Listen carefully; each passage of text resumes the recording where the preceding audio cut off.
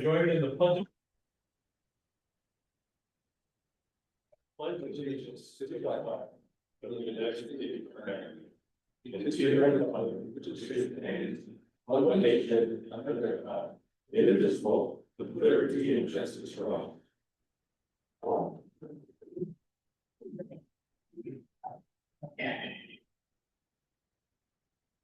So we have pretty full agenda tonight, and due to the weather, and unfortunately, union representatives couldn't be here tonight. They're on Zoom though. So we're gonna move grievance up to early in the agenda. No, you gotta do a roll call first. Then we'll do that. Western Lane and WLFEA directors, Cindy Russell. Linda Stent. Yeah. Mike Webb, Here. Adam Holbrook. Vanessa Buss. Here. SBFR and WLFEA directors, Stephanie Restrepo. Jim Polisi. Here. David Carrillo. Lori Keppel. It's Stephanie. Keith Stanton. Here. Stephanie Restrepo. Here. So Cindy Russell did let us know, Evan Holbrook as well, and David Carrillo also let us know they would not be here tonight. Now we'll move forward to the grievance. Yeah, Deputy Chief Chance of having handled it for WLFEA. That will do.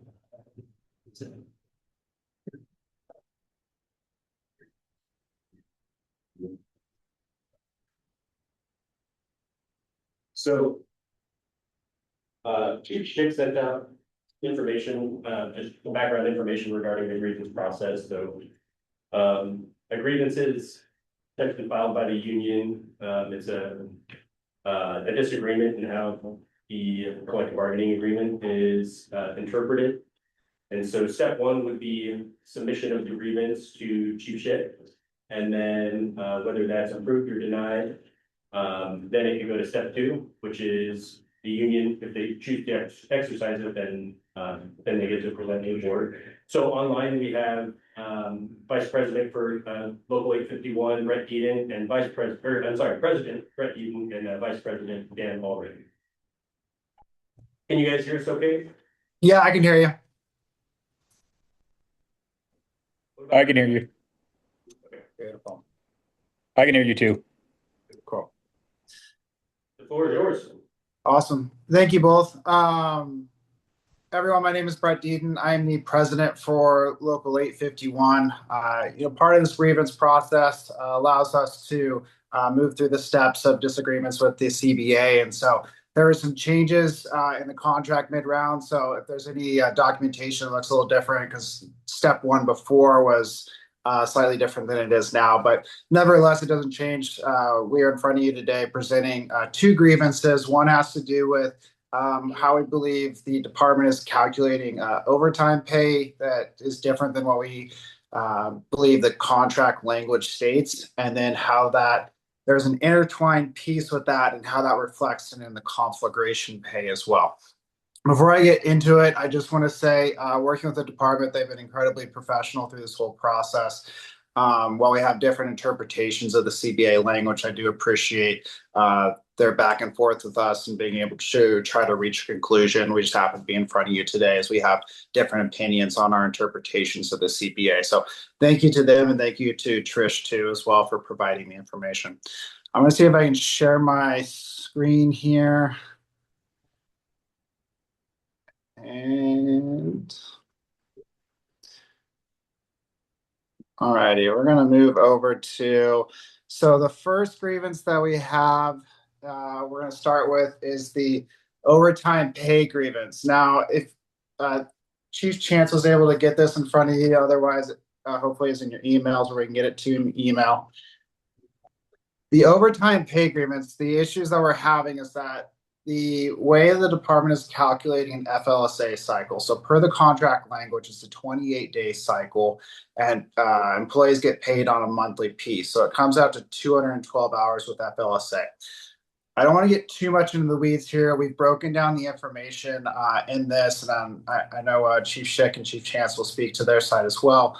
But the issues that we're having is that the interpretations that essentially come down to Article 8.4 and 8.6 particularly 8.6, extra duty shifts shall be compensated at the overtime rate of time and 1.5 times the regular hourly rate. Currently, what the department does is calculates all time worked up to the 212-hour mark, and then after that, we'll then start calculating overtime. Our interpretation of the contract language as particular to 8.6 is that the employees should be paid regular time on their regular scheduled shifts. In any time outside of that, for extra duty shifts, those should be compensated at overtime rate. Now, the employees of WLFEA work 56-hour weeks, and per FLSA language, it's 53-hour weeks. So inherently, there's overtime already built into their regular shift schedules. Our interpretation of that is on their regular shift schedules up until the 212-hour mark, which is calculated through the 207K language of FLSA. Up to the 212-hour mark, their regular pay on regular days, and then they will also get overtime on those regular scheduled days after the 212-hour mark. But any time outside of that, as in 8.6 states, extra duties, those should be overtime days, and they should receive overtime for that period of time that they're working. We highlight a few other articles in here that continue to reference the additional pay pieces. So like Article 8.21, if employees are required to attend staff meetings while off duty, they shall be compensated at the time and 1/2 rate. And there's more that we have listed in here, basically just to reiterate the fact that employees working outside of their regular scheduled hours, those hours are considered overtime hours, as our interpretation of this. So this is the first grievance of this, and there's 2 grievances, but in order to have an opinion on the second grievance, it's important to be able to have a conclusion on the overtime piece, because that'll affect the other grievance. In this, the remediation that we're looking at is to reassess all hours worked to distinguish between regular scheduled and non-scheduled hours, including those worked during, I have deployments in here, I should have fixed that, but looking back over the last 2 years to assess for each employee those hours, and then issue back pay for any unpaid overtime earnings. Now, let me break it down here as far as what I'm talking about. Can everyone see this here? Let's see if I can go back to this. Okay, still sharing our screen. Okay, so the 2 articles we're most concerned about, again, is Article 8.6, extra duty shifts shall be compensated at the overtime rate of time. Article 8.4 also counts as all hours considered hours worked for the purpose of calculating overtime. So our interpretation is that if you take an FLSA cycle, it's 28 days, and that 28-day span, what should happen is you should have, like, if we look at the first here, someone works an overtime day, that's unscheduled, that should be considered overtime. The next day they start into their 48-hour shift. It then it calculates to the 48 hours, 72 hours.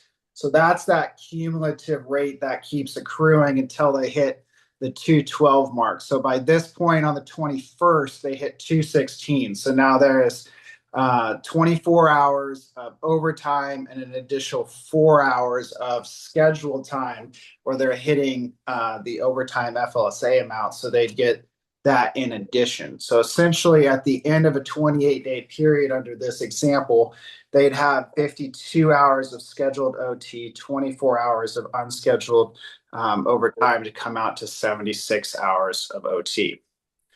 The current interpretation by the department is that essentially you include the OT or the unscheduled hours in with the scheduled hours to meet the FLSA 212 criteria. So by the time you get to the 21st, you're at 216 hours, of which you've only received 4 hours of OT at that point. By the end of the cycle, having the same number of hours, essentially you only have 52 hours rather than the 76 hours. So essentially employees are being shorted 24 hours of overtime under the current interpretation of the contract. How that plays out. So we looked at example of employee in January and what their breakdown was for their hours worked for the month. So if you look at it from a non-cumulative stance on here, so you have your 48-hour shifts, so it's just 24, 24, and then you have your 96 off, 24, 24. This individual had overtime hours in here as we list under the unscheduled time.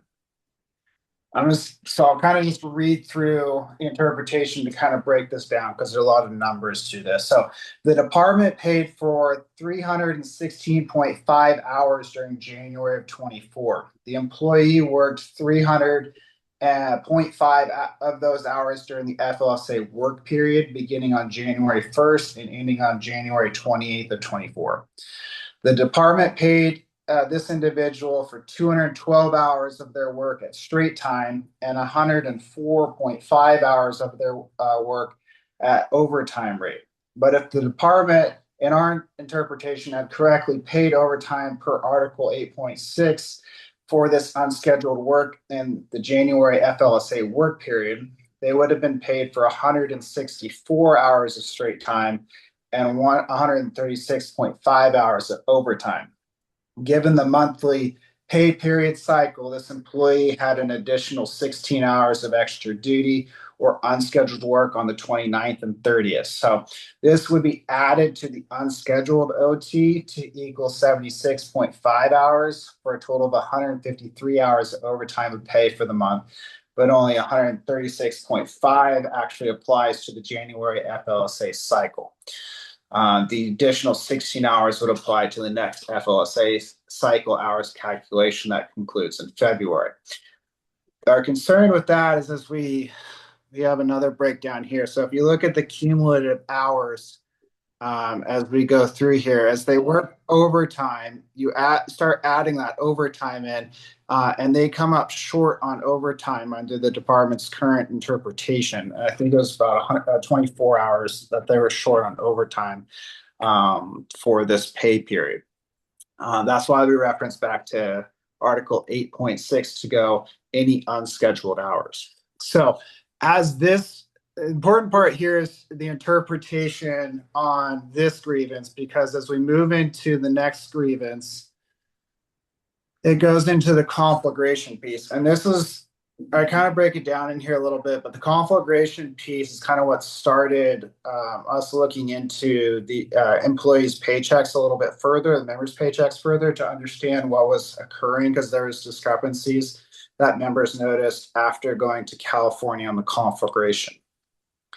One of the issues that comes up that under this interpretation of working till 212 straight time is that when you go on a conflagration, essentially what you're going to do is someone can be out for 2 weeks. They'll work 212 hours of straight time before they hit the overtime piece for that conflagration.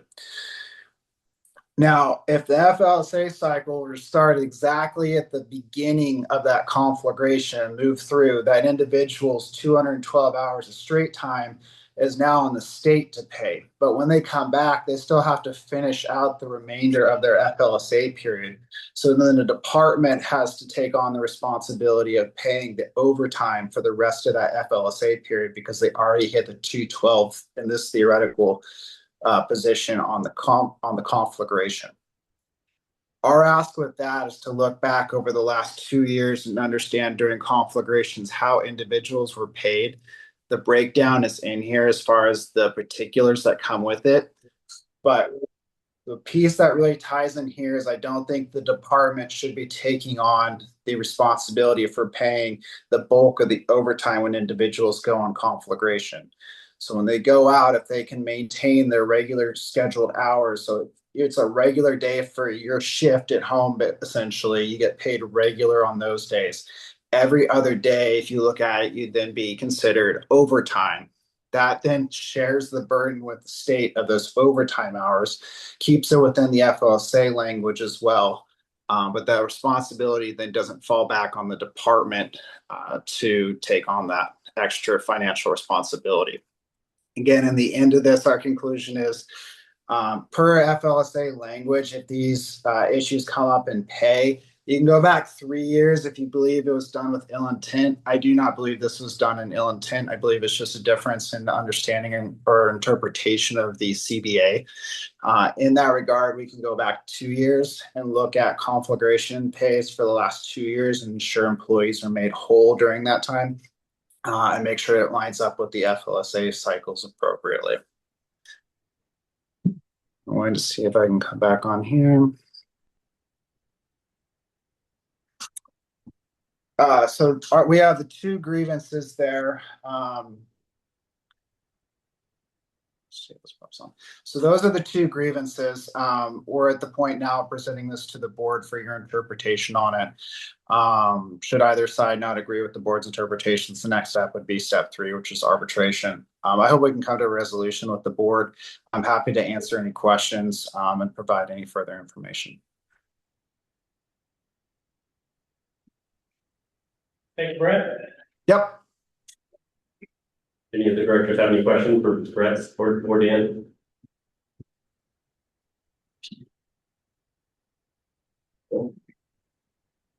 Okay.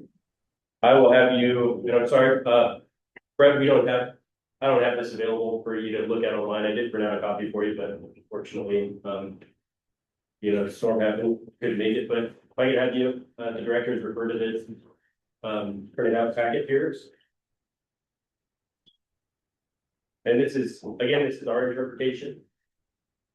So on the first page here, you'll see if the work period started on day 1, all those green shifts there, all those green days there, those are their regular shifts, and it kind of bleeds into day 26 there, their 10th shift.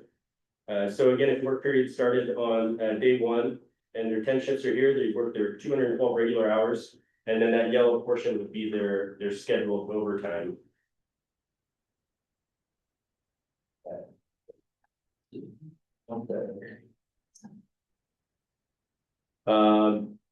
If you turn to the second page, so this is our position with an extra duty, an extra shift. So you have your 10 normal shifts plus 1 24-hour shift, which according to the CBA, let's see,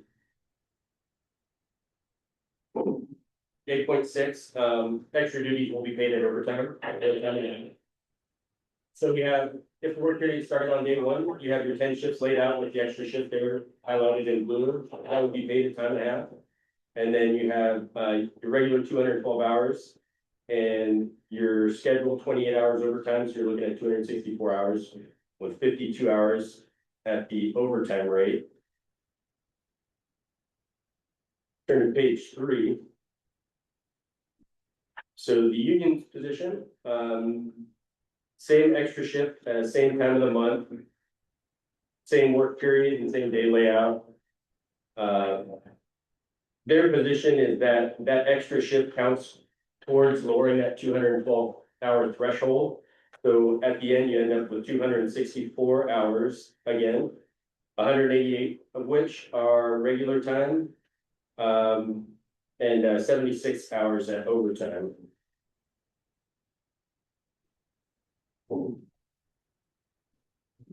If you turn to the next page, we're gonna get, so this again is same work period, same normal schedule. However, it makes a difference where the extra duty actually lands. So if it lands after their scheduled times where they would require their 212 hours, if you look at it, it's still 264 total hours. We're still paying time and a half for their extra duty. And then they have the regular 28 hours scheduled overtime. So it really depends on where the extra duty lands, whether it's before they hit the 212-hour threshold versus after. Whereas our position is anything after 212 hours is over. Just that's our interpretation, not where it lies, where it lands, or what it's called at that point. If you turn the page again, this is regarding a conflag. So this is our current practice, as I kind of just mentioned. If they were deployed day 1 of the work period, you can see they have 14 days there straight with their same underlying schedule. So for that, day 9 is where they're gonna hit their 212 hours. And then everything after that is overtime. 432 total hours, you got, your 212 there and everything after, which is 220. Yeah, and then, yeah, the pinks, I mean, that's when they're back, and then day 19, 20, 25, 26. Those are their regular schedules, all out overtime. Yeah. And if I'm moving too fast or something, if you have any questions, want to. This is what we believe the union position number 1 is. Again, this is for a conflagration. Day 1 would be the start of the work period. If they were deployed day 1, essentially for 14-day deployment, everything would be overtime. They would hit that 212-hour threshold. They'd come back for the regular scheduled days, day 19, 20, 25, and 26. That would equal 0 regular hours and 432 hours of overtime.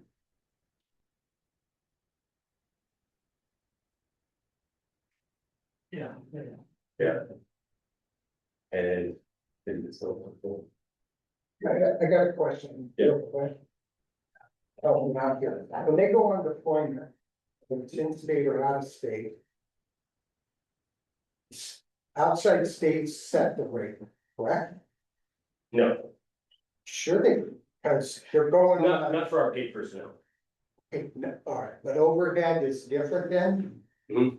They go out on an overhead assignment, it's at the state rate that they go to, No, they're gonna honor the contract. gotcha. They're gonna So, go off the line. so we're getting then 100% back from that state. Mhm.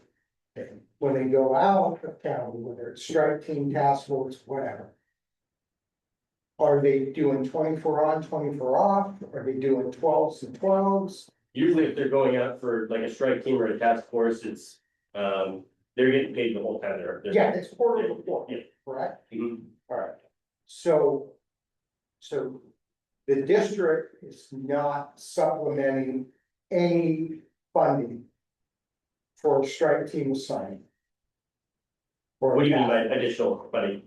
Are we adding anything on top? Yeah, we're not No, putting anything else on top. no, Okay, so no administrative fee, none of that.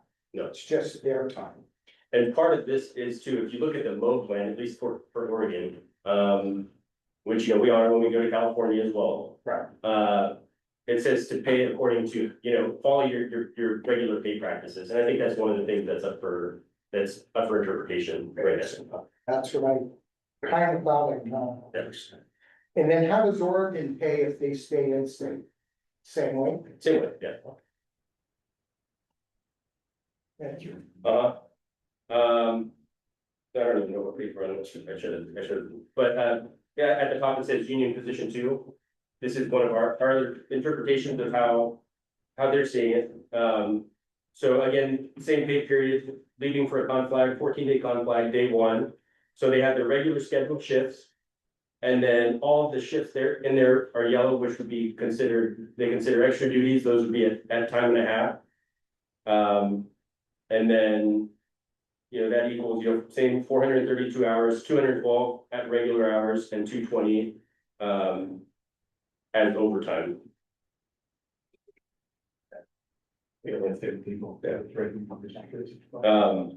Which is our position that this isn't legal this way, because anything after 212 would have to be paid Yeah, at overtime. So to say only, the regular scheduled shifts will be paid at regular scheduled rate, we don't believe to be legal. Anything after 212 should be paid at overtime rate.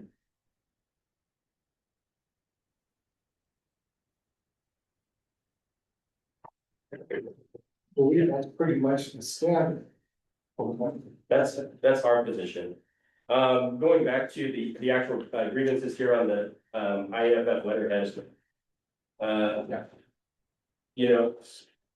I believe, it's their position saying that everything outside of normal scheduled hours shall be paid, or we are, clearly obligated to pay at the overtime rate. However, there are some articles in both the CBA that cover this contract and the current CBA, 16 7, 16.8, where, you know, it's up to the fire EMS chief for, you know, volunteer or optional training, or classes. 16.4, if the training occurs on non-scheduled workdays, the employee shall be compensated at time and a half. Yeah, that's for research, required for recertification, so if they want to keep their license, their job, that's required, and so we will pay them at that. 16.5, if attendance of such activities takes place on any non-scheduled workdays, the employee will be compensated. That's for agency required training, so if we say you will go to that training, then we're obligated to pay them at time and a half. But for any optional stuff, we are not obligated to do that. Conflagration is not it's not required. It's, you know, somebody, they volunteer, they sign up on a list and we go down the list. It's not a required duty. So, I mean, that's our position, you know. If they have bleed over, not everything is always paid at time and a half. You know, if we were to go out right now and it was the end of shift change and we got tapped out from mutual aid at Mapleton, and we bleed over our shift, that's, you know, that's gonna fall right into the 212. We have morning meetings before every shift change, and, you know, probably 3/4 of the people don't mark it down as meetings. It goes into their 212. It's not automatically paid at time and a half. It can be, it's a meeting, it's not mandatory, but we still honor that.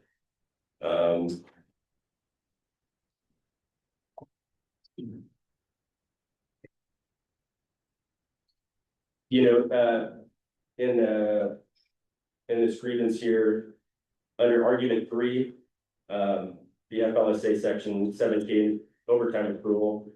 You know, they do acknowledge that, why don't we put the extra money on the state, you know, while we can, and then, that way it's not a burden for their department. I don't believe that's significant. You know, the state also does cover payroll liabilities, which is pretty huge. It's a pretty huge benefit for us sending people. And again, I think that it's our position that violates the mode plan, changing it. So yeah, I mean, coming down, you know, just under that, the more balanced, agreeable approach, you know, pay straight time for release shift, we don't think that's legal. It's gotta be, you know, our position is just anything over 212 is paid at overtime. And when you're looking at different pay periods over the 28-day FLSA cycles, you know, that might mean less overtime this pay period, but then a lot more next pay period. We've seen that a lot. And I think there has been some benefit for some people who come back from conflag, and, you know, we've held on to that, or we've shouldered that burden, and maybe we've paid them a little bit of extra overtime, you know, when they get back. And, you know, depending on where this lands, you know, I think that's gonna even out too. There's some people that got paid extra that probably shouldn't have, if we go back and do calculations. And that is that's our position. How many employees are we looking at? Over the last few years, we didn't go a whole lot the first year. You know, we might have got mobilized once or twice. This last year we went 5 times. But even, you know, I think it would really impact a few employees. I mean, I don't know, there's some numbers out. I mean, how many? Maybe eight people. Yeah, That's just for the one grievance. The other grievance it's for would be regular overtime. Right. Yeah, and so that would be, yeah, everybody. So the 212 was accounting of regular hours, regular wage hours, the extra shift when they're working. And taking the extra shift at overtime is volunteering to work a shift out of the normal schedule. But the request is to add that or include that in the 212 calculation total, even though it already is compensated a time and a half. Right. Um, Essentially lowering that threshold. yeah, So, so a person could take 3 or 4 extra shifts and suddenly get their time and a half 15 days into the month. yes. But again, you know, as it's also depending on when they make this price to show. And so does it count for the time and a half, if well, they take their prior words from Q4, which is, I mean, it's exactly how we're doing it now, if they get it back, so. You know, it all depends. Which, again, that's why our position is, you work 212, I mean, that, time and a half, you work 212, and anything happens. It makes sense for the time and a half in the middle. Sure, always yet to be. And the 212 is federal law, we just. But I mean, getting in the middle, you will work 48 and give them the time and a half, and volunteering to work a shift.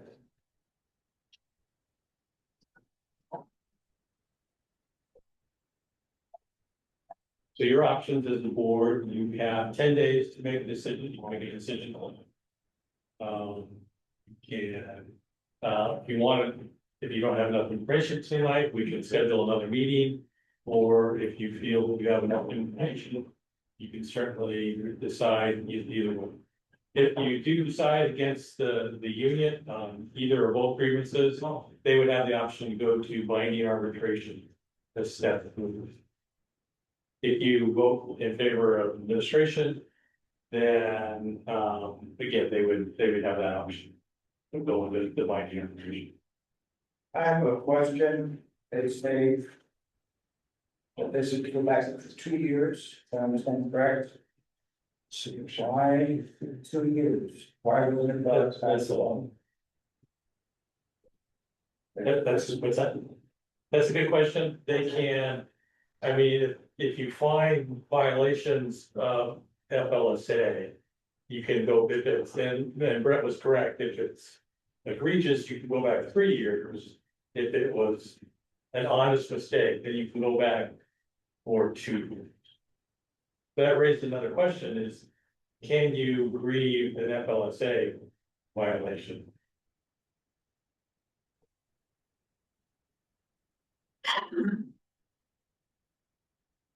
What did the attorney say?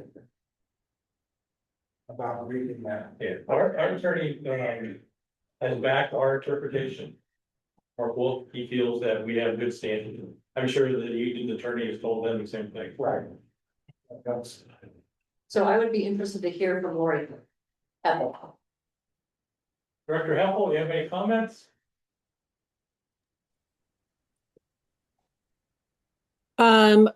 I can say that going on conflagged is voluntary, it's not forced. And so I definitely would push that one into a grievance and I would have that one go to arbitration. The other one, I feel like I need to kind of look at it a little bit more. But honestly, I lean towards going to arbitration. Okay. And being respectful, but just I can see both sides, but I'm leaning more towards management.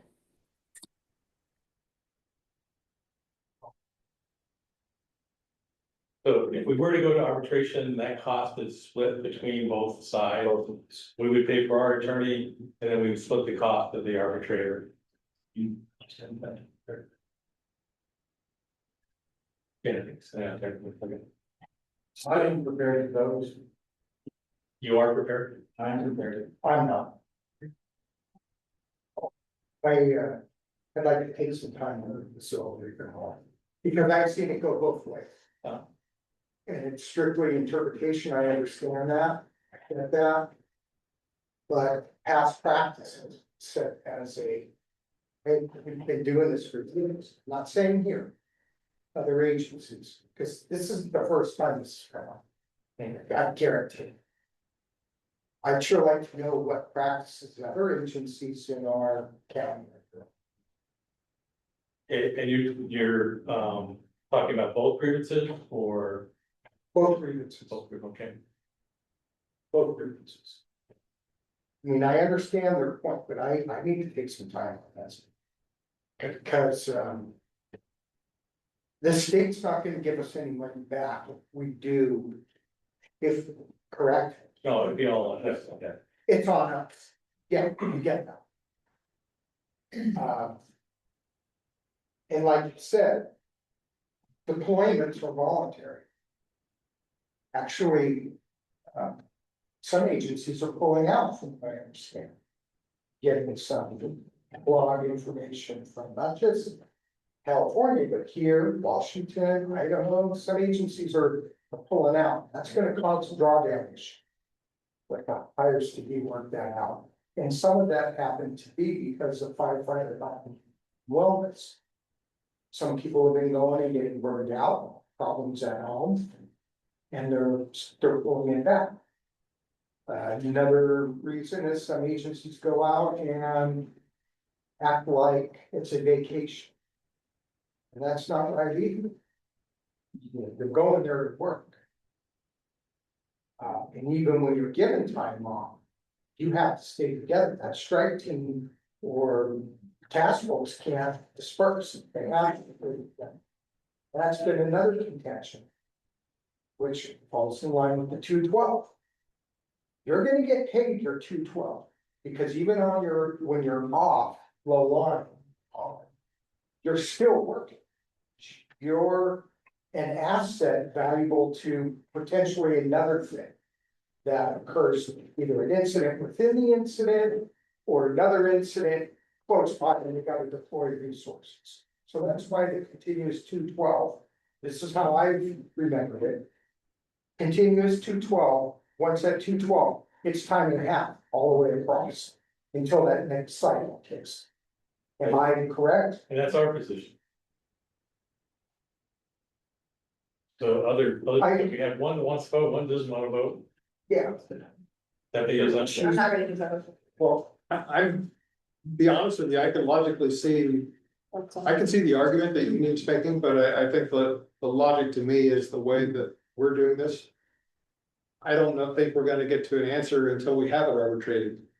I think you're And right. I honestly, they have a good statement, but I lean towards management. And so, and arbitrator is bound to look at the contract. Have we violated the contract? Right. And I'm not sure that they can make that decision. That's where we would be going, but I mean, it doesn't say anything in the contract how to calculate on a conflict before. We follow the state mode plan, which says use your regular paper. Does SDAO have any specialists over there? Payroll specialists, people that have been kind of running into this? Or have? I don't know. Can certainly ask. Can we ask Mr. Dunkel and see if he? And then I'd like to talk to Director Khalil on this as well. Okay. Because Dave had a lot of experience with this. Sure.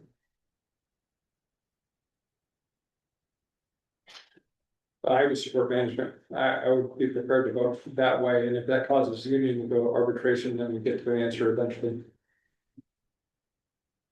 So you have, the board has 10 days And it's, to make a decision. Like I said, this whole process has been very respectful between the union and WLFEA, so. I know that puts us right in Christmas, New Year's time. I was just thinking that, I'm looking at the calendar. I'd certainly be willing to ask Brett if he'd be willing to push it out into the new year. A few days. Mr. President, Yes, sir. can we push this? Are you okay if, because of Yes. the hall, give us some time and be able to speak with other board members? Yes, that's perfectly okay with Thank me. Yeah, of course. I mean, it's, I understand labor side, it's important, I get that. But we need to, So it have to be, but any discussion and decision have to be in a public meeting. Correct. Instead of room then. So what are we looking at calendar wise? Our next board meeting in January would be 22nd or 29th.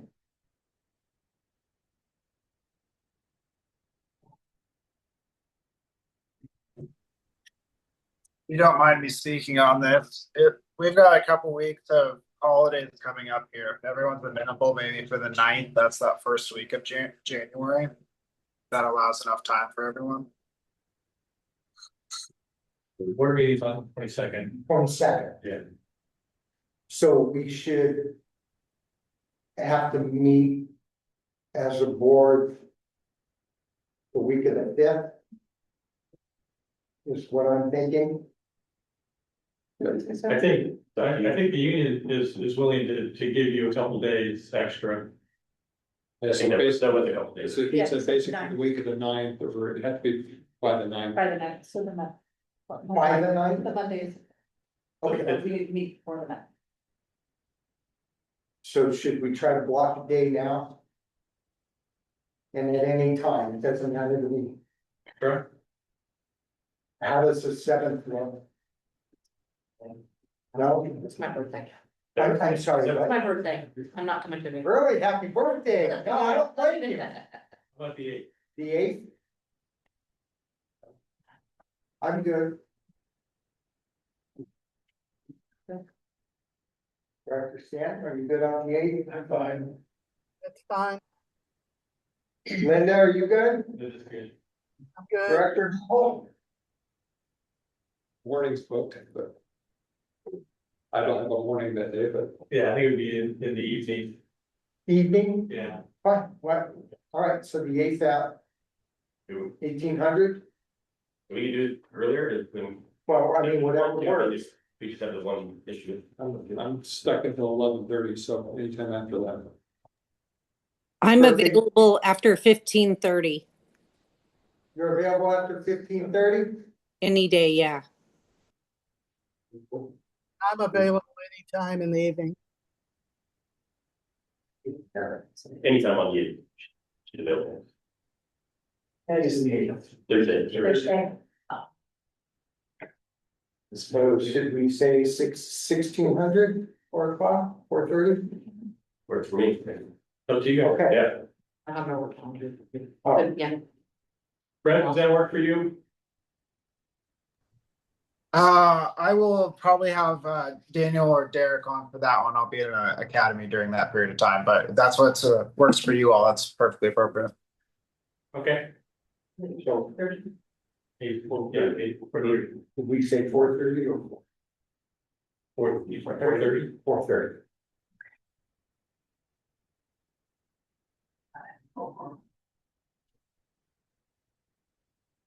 Any further questions?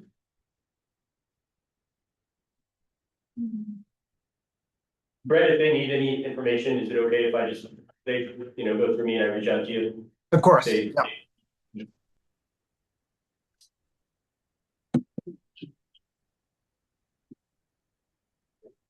Okay, thanks, Brett. Thank you. Thank you. Thank you all. I really appreciate your time. Okay. Now we have a presentation to make. Right? Yeah, Okay. all right, that's right. And. We're doing it anyway.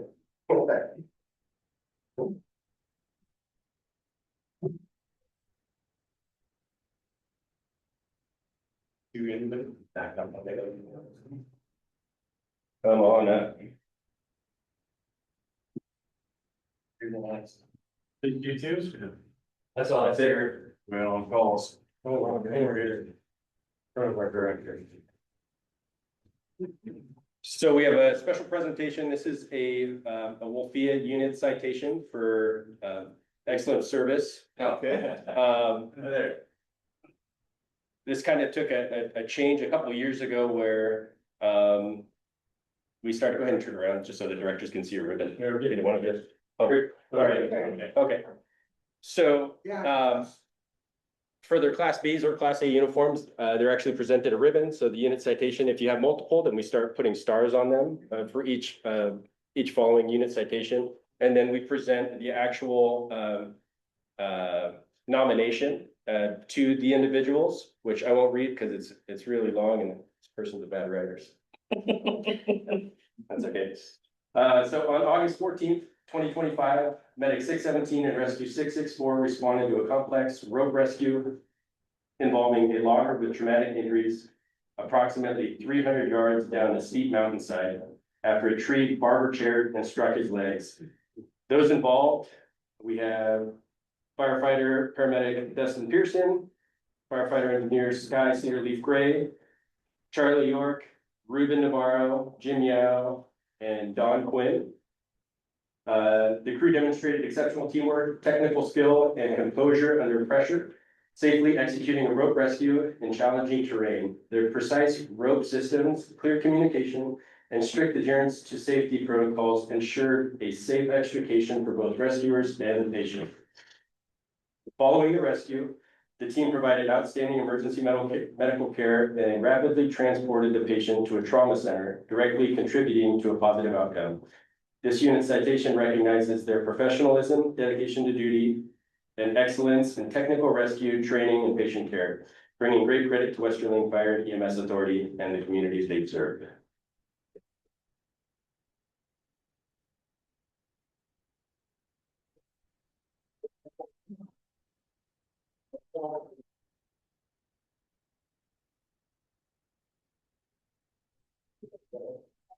I didn't want to get a picture. Yeah, that's right. But then I know that I'm fine. Yeah, you weren't dressed for pictures, you know. What is that? You weren't dressed for pictures. No. You Apologize for the trust. They'd rather have a picture with you. Okay. They would just. Any public? They'd rather have a picture with No, So our consent agenda consisting of the meeting minutes from regular meeting October 23rd. Staff reports and correspondence. With any director like anything taken out of the consent agenda for discussion. Hearing none, consent agenda is adopted. Monthly financials. So there's several things for the financials. We recently received the reimbursements for the California conflagration at $164,000+, as well as the Grand Fire, a little over $78,000. Our third quarter, 2025, bonus that we get from our US Bank credit card, we received just a little over $900. I always like free money. Western Lane, ambulance and SVFR capital accounts.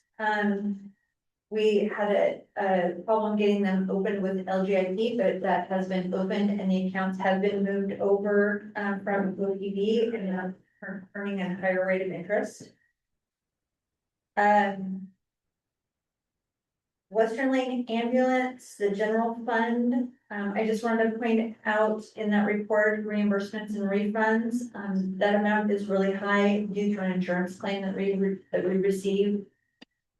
And then the same with WLFEA reimbursements and refunds, that's really high due to, we did life scans for everybody and the insurance reimbursed us for a portion of that. And so you'll see that money there. In addition, we received a safe dividend for $10,536. The WLFEA board meetings amount is high due to the onboard licensing. We just paid that.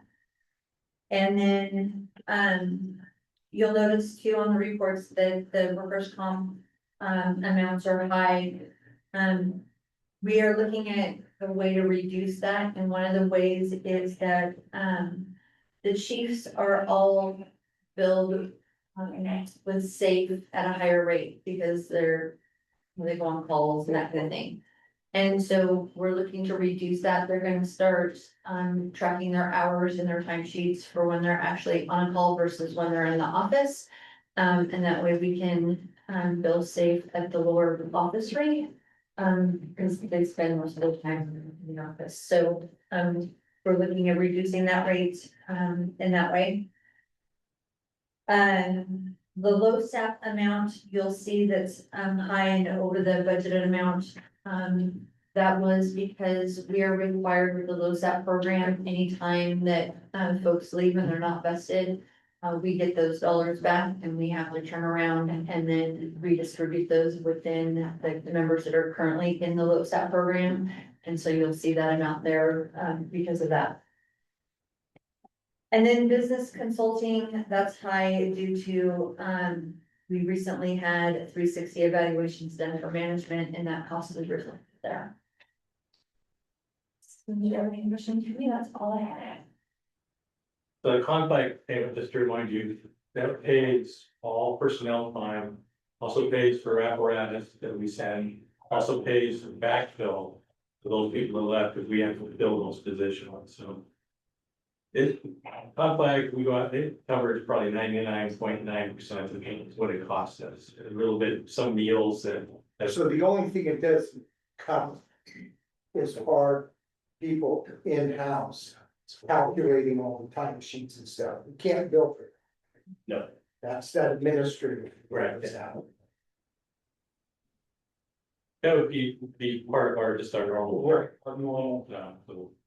And then, yeah, the meals you usually get, unless you're provided a meal there, you know, through the stock and food. I mean, when we get, requested, you know, one of us will run down to the store and get a bunch of food, because you have to be self-sustaining. Sure. 72 hours, so.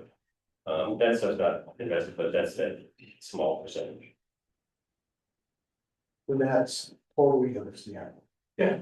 And we gotta travel, you know, with energy, can't just be. So old business policies, the 700s, what will be the terminal use, Knox box access. Communications operations, public works, photography, electronic imaging. Knox box is also called a key box, so a lot of businesses have a key box. We have, fire department has master key to fit in there, and we can get access in without breaking doors down. And those are really sturdy key boxes. Do we store ours in a box in the rigs? So they're always walking on rigs, right? It- They're not just jangling on a key. And we inventory every year. Good.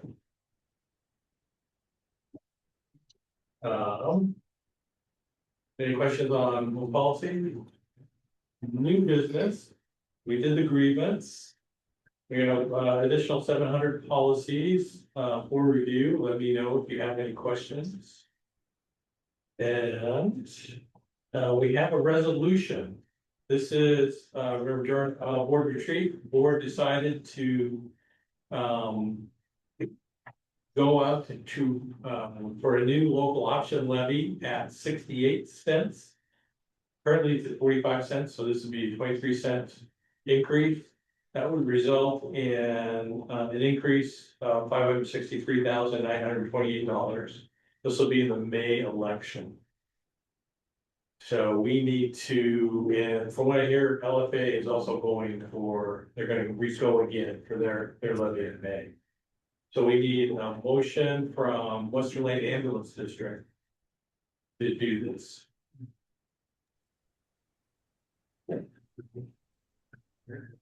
I'll make a motion. Motion by Director Bus, there's a second. Oh. Second by Director Stitt, is discussion. That puts us at about $1 for Western Lane ambulance. I'm sorry, That puts us at about $1 a thousand for Western Lane. total, yeah. Total. Yeah, 68 plus 31, Yeah. really close. And SCFR, just for comparison, is $1.54. Call for the vote. Okay, roll call vote, Holly, just Western Lane Ambulance District. Cindy Russell. Director Linda Stent, Aye. Mike Webb, Aye. Adam Holbrook, Vanessa Bus. I, It passes. Director comments. Yeah, I've got one. On this, it says choosing the right fire chief for your district. Is that? That was material submitted by Director Stanton. I don't know if you can speak to that or. Yes. So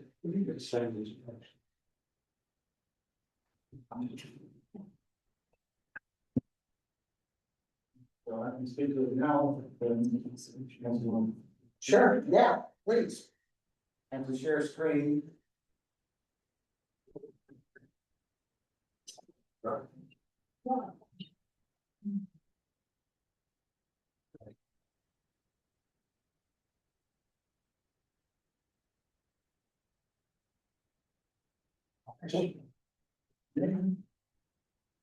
are 4 items here I'd like to mention tonight.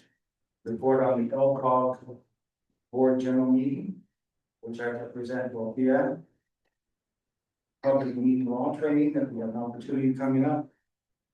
The lodging at the conference, the past and the future. And a conference report. It's not been done before. So to start out with the report on the LCOG general meeting. I have a picture there of what's here in Florence. In general, we now have an additional fire district that has just joined.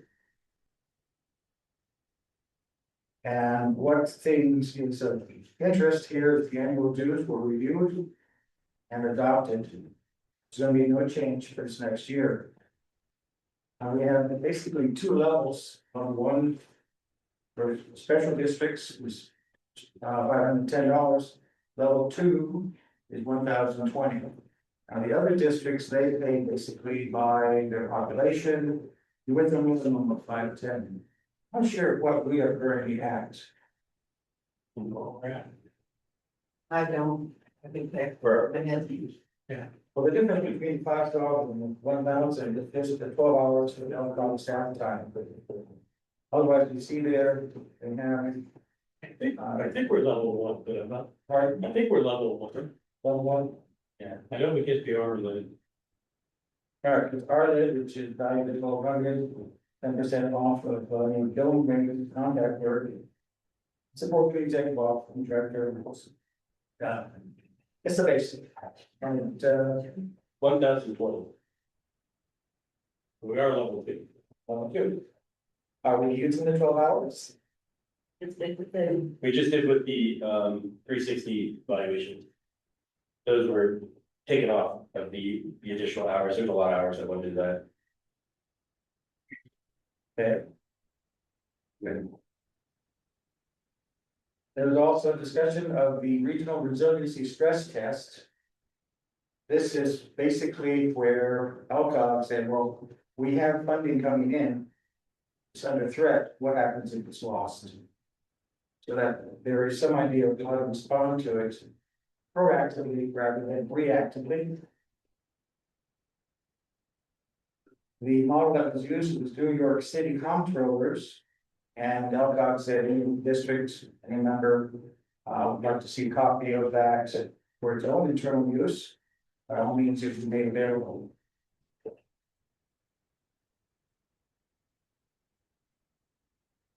Number 2. We have a public meeting law training that is required of everybody at least once during the tenure. And what I like to do is, first off, I think myself and the 2 others are all, has anybody else gotten training? Okay. And that in? Does it require city councilors to go through it? Pardon? City council had to go through it. I already had this here. But I have myself. I'm Director Ware, Director Russell.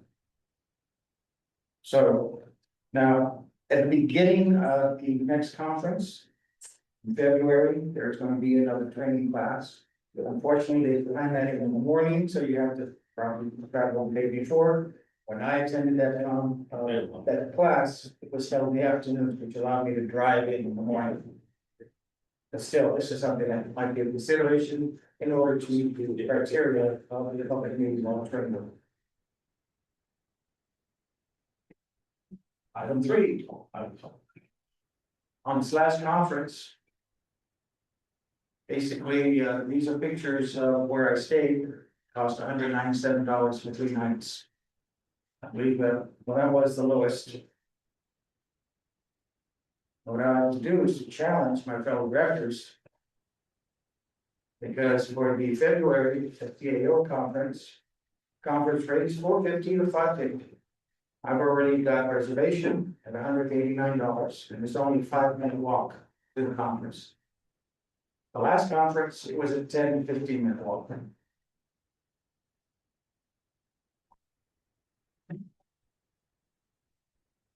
Item 4. Conference report. This shows the program schedule, the check marks. As I said, I go there to work the conference. see all the marks that are put on there. In the past, I've noticed that there's not much sharing with people coming back. I think we have a lot that we can come back with. And we should be sharing with the board and with the district. There were, of course, the continental breakfast and the lunch meals where we had an opportunity to sit down on tables and talk with others. Of the 10 sessions that I attended, there were more. I can't hit all the 10 sessions. I'm reporting on 8 of the 20 plus vendor tables. I'm reporting on 6. And every evening, there's also an event. And so I attend those once again. It's basically meeting, reading, comparing notes with other districts. The speech was given by Representative Paul Evans. And a lot of that was focusing on the fact that we have higher and higher expectations and lower funding levels. There's some consideration as to how to deal with measures 5, 47, and 50. One that's mentioned is to reset the assessment basis. A second is to allow the assessment reset every time there's a transfer of the property. Some of California does the property every time it sells, it's reassessed. A third is to reset base rate when the local option has been approved 3 times. Well, if it's 3 times, it's gonna be repeated, let's just add that to the base rate. When it comes to the levies and all, it's both instrumental in that the cost of operations are going up, you need some more funding, but it's also ornamental, that is, what will the public accept? Is he gonna introduce that as legislation this upcoming session, or is he just talking about it? Apparently there's serious discussion as to actually putting in a bill for it, I don't know. But we have the property taxes and additional building, bringing it up 3.6 to 3.8% per year. And inflation above that. Yeah. We are a sinking ship. Yes. Absolutely. Especially those districts that are very heavily reliant on the property rate. Sort of project policing or something. I think there's some discussion here about or start charging for fire response. It's like respond with an ambulance strip that incurs an additional charge. Another session dealing with leadership within the firehouse, and this primarily was based on local leadership challenge 7th edition. What I found of interest here is that much of what they're talking about is what we should be considering in preparing for any local options.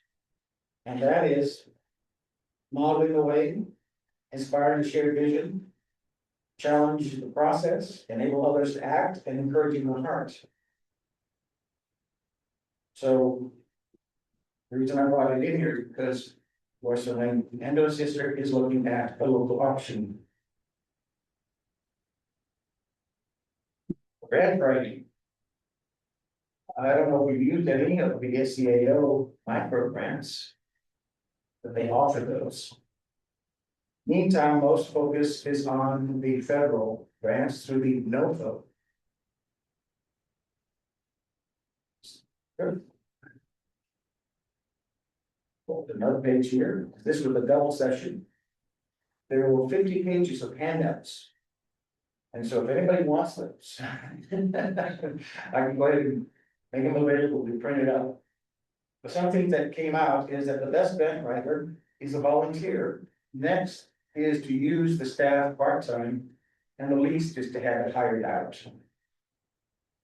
I'm also concerned about grants that are dealing with changing of existing structures or building administrative type buildings and basically respond to us, it's not gonna happen.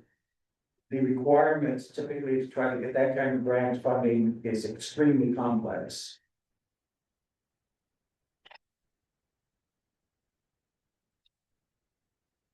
There's a book that comes out called Imposter Syndrome. They found that most people suffer this.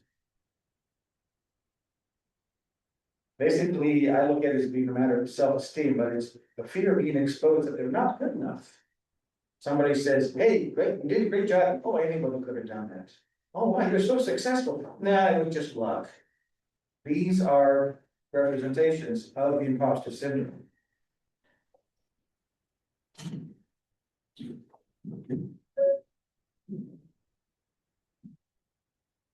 SBA girls. What, there might even be that fire responding highway 101 next year, like road. We're seeing more and more and more tools that are lithium battery powered.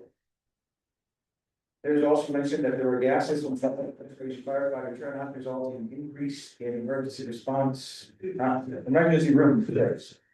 And suggesting that perhaps on-site decontamination of PPE should start. I don't know if we do that yet. There's a bucket of soapy waters before we leave the scene. There's a lot about responding to PTSD and saying, it should be looked at as an opportunity for growth. There's an increase of sexual misconduct among schools in particular, dealing with those. And the particular interest here is that SEO insurance is anticipated to rise by 10% at the next go round.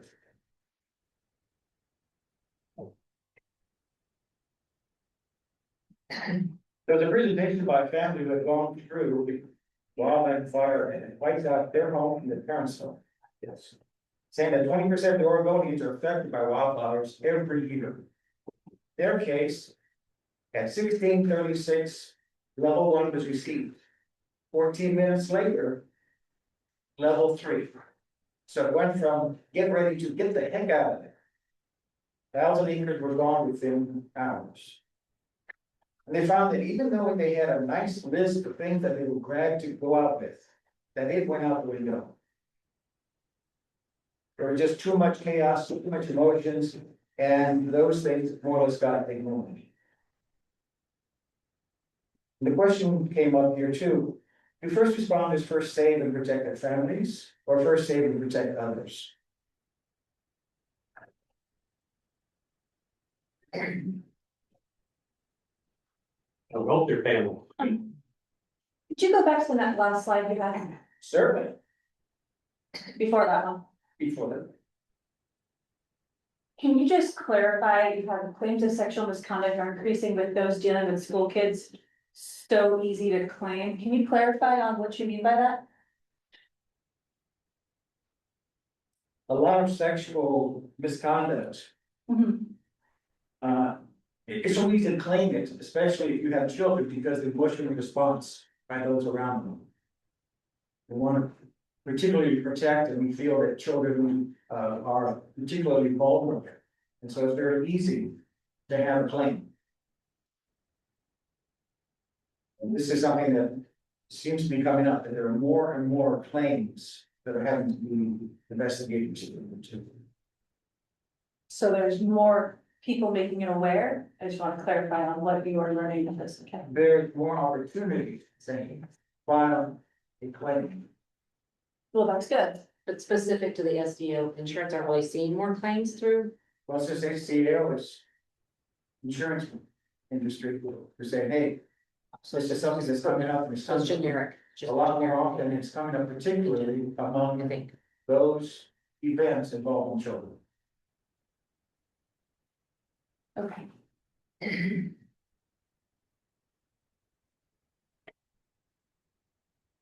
There's a lot of page.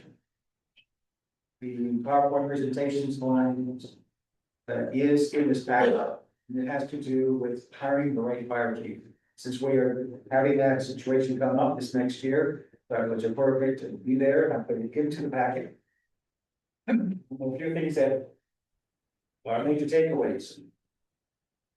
So detailing the current job description. Determining the essential minimal competencies. Identifying the need and nice to have qualifications. Evaluating the current market compensation packages. If it's internal search, if all you do is focus on that, you may be passing up some better applicants.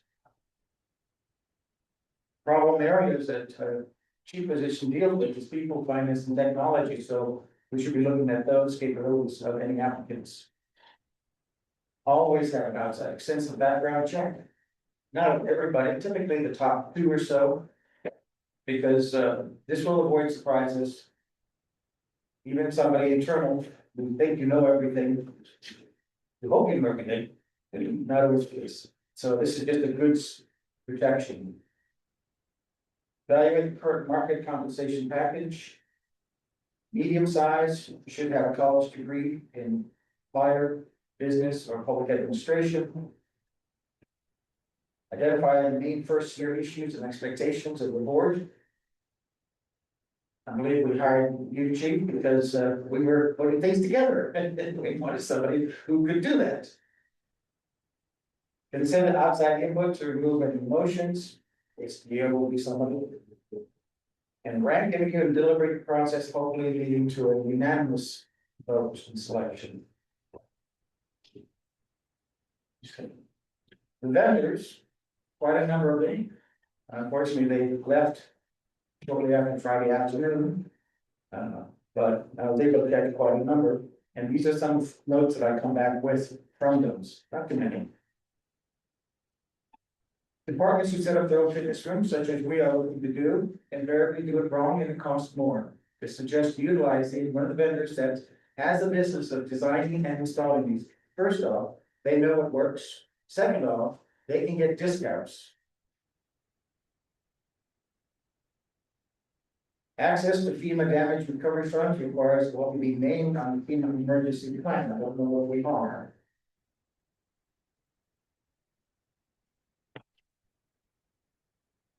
The IP access has been actually just one of the many providers who provide a single plan for wireless internet connectivity to multiple vehicles, fixed locations, all for just $300 a month. It's a 250 megabytes down, 80 megabyte up, 500 gigabyte, which is the base, $300 rate. And they coordinate with multiple ISPs so that they can get full coverage. I don't know how this compares with what WLFEA has. Perhaps it should be something to review.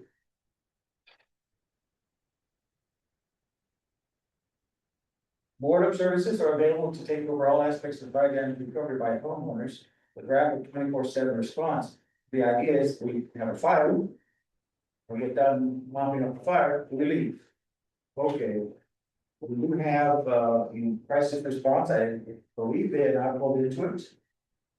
But there are these board of services that don't cost anything to the district, who basically get in there and take care of all the initial things that are necessary, including securing the home, moving a family to some temporary housing, making sure that they have clothing, toiletries, all that kind of stuff.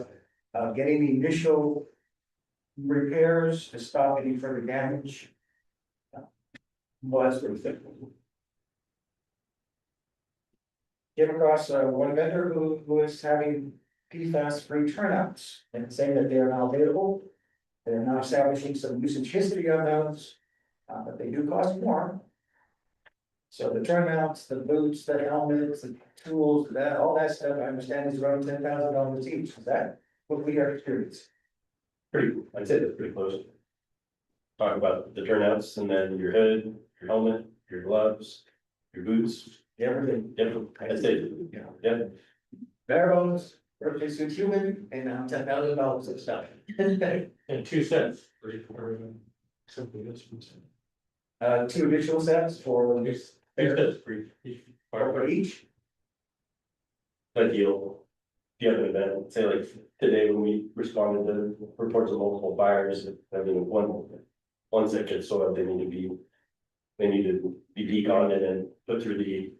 So it's $20,000 per firefighter repair man. Unfortunately, we can't afford to get every firefighter 2 cents. Most of our full-time staff have 2 cents, but not everybody. Because of, That is expensive. I mean, when I heard that figure, it's like, whoa. no, there's expensive. I was a volunteer firefighter myself. And yes, I have something to do. I can that. This is rather interestingly, it's a worksheet that is used for by the grant writers. And it really summarizes it very nicely. Perhaps this thing.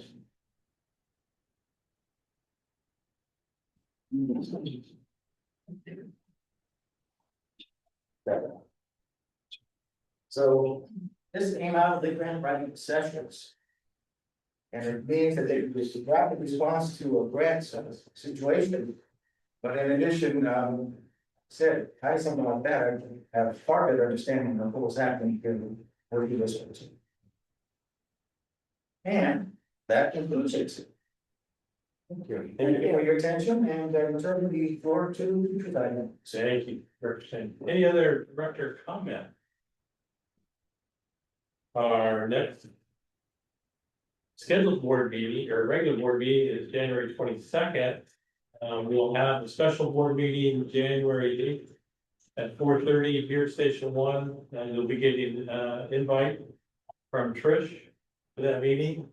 Look over the materials about the grievances. If you have any questions individually, please come and ask. You can't debate as a group until you're in a public setting. Question, there was a for sale sign on the lot across the street. It's for the house down the street. Oh, I'm not sure, I didn't like. Yes. We're thinking another convenience store would be really nice. Yeah. Doug Barrett is one of our volunteer captains. Yeah. With us for 35 years. He moved out to Sutton Lake Road. And so that's his house. His house is over here and he asked if he could just put a sign there. Oh. I thought that's. For sale by owner. That's how we get them to all stop by at first. And then we say, no, it's that house over there. Is that the house over there? Yeah. Motion to adjourn. Motion to adjourn. Meeting is adjourned. Have a very Merry Christmas. Good night. Night. Aye. Good night.